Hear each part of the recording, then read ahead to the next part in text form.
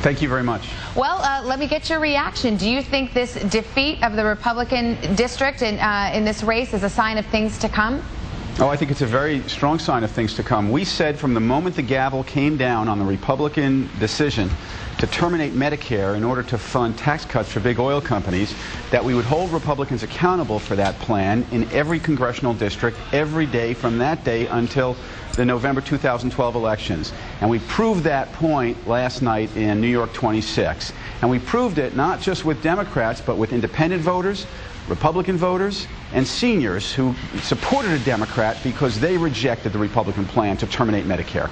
Well, let me ask you, obviously this country has big problems in terms of the debt. Democrats, as you say, are ready to seize on this issue, Paul Ryan's Medicare plan.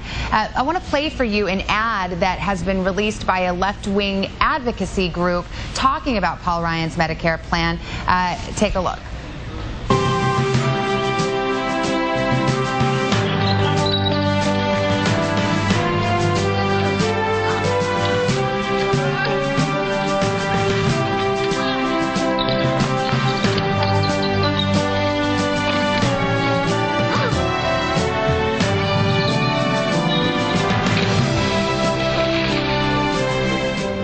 Congressman, I don't know if you saw it, but it has a Paul Ryan look-alike literally pushing Granny in a wheelchair off a cliff. Do you approve of these kinds of tactics? You think it's all fair if that's what it takes for Democrats to win?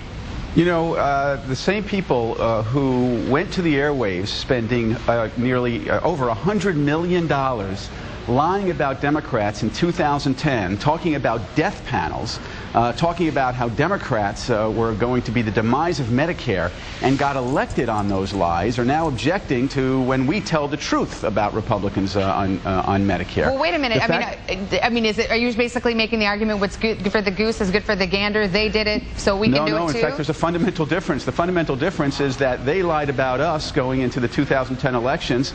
We're telling the truth about them. You don't need the visuals, you don't need the imagery. All you need to do is read chapter and verse of the Ryan budget. It terminates the guaranteed Medicare benefit. It turns it into a voucher system. It will cost senior citizens an additional $6,000. And it includes continued tax cuts for big oil companies. So notwithstanding what any ad may say, and notwithstanding the spin on both sides of the aisle, the fact of the matter is that the Ryan budget terminates Medicare, and we're going to hold the Republicans accountable for that idea. In terms of this special election where the Democrat won and unseated or in a largely Republican district, my question is there a chance that Democrats are over-nationalizing the results? I mean, there were 3 special elections I can think of, New York 20, New York 23, Pennsylvania 12. Democrats won them all. But if that were a sign of things to come, Nancy Pelosi would still be Speaker. Can you overinterpret these results? This was, in my view, ended up being a referendum on Medicare. We're not going to overinterpret results. We needed 25 seats to take back the House. Now we need 24. And we're going to pursue our plan in a very strategic, tactical, thoughtful way. And we're not going to make decisions based on one special election in one district. However, the defining issue in that district and the defining issue across the country is going to be the Republican plan to end Medicare and fund tax cuts for big oil companies. That is what propelled independent voters and seniors, 2 groups of voters that Democrats lost in 2010, to vote for a Democrat in 2011. And so that is the defining issue, and we're going to continue as Democrats to fight for Medicare in any congressional district, no matter how high the hill, no matter how great the odds. And that's what we did in New York 26. Congressman, I want to bring in Chuck Todd. He's traveling with the president in London. Chuck, you got a question? Congressman, actually I have 2. I want to just follow up on something you said. So Medicare, more than jobs, is the defining issue of the next election, or is this specifically for House races? And second, can we ever expect Medicare reform ever to happen if, no matter which party tries to deal with it, it's going to get demagogued by the other side? Doesn't this mean that basically both parties will throw up their hands over time and say, well, we can't touch it because no matter what we try to do with it, it costs Democrats Congress, and you guys clearly believe it's going to cost Republicans Congress?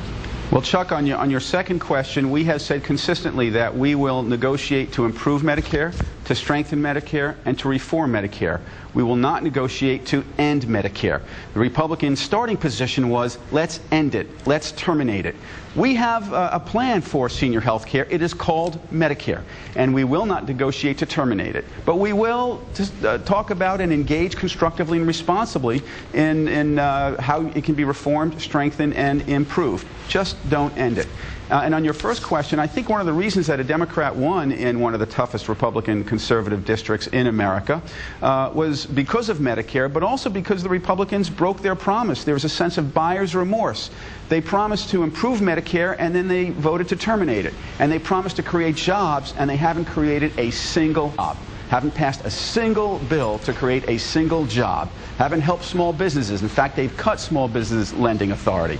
And so on those two issues, Medicare, the senior health care, and jobs, they're 0 for 2. And that's why we won in New York 26 last night. All right, Congressman Steve Israel, chairman of the DCCC, thank you so much. Talk to you soon. Appreciate it. Thanks.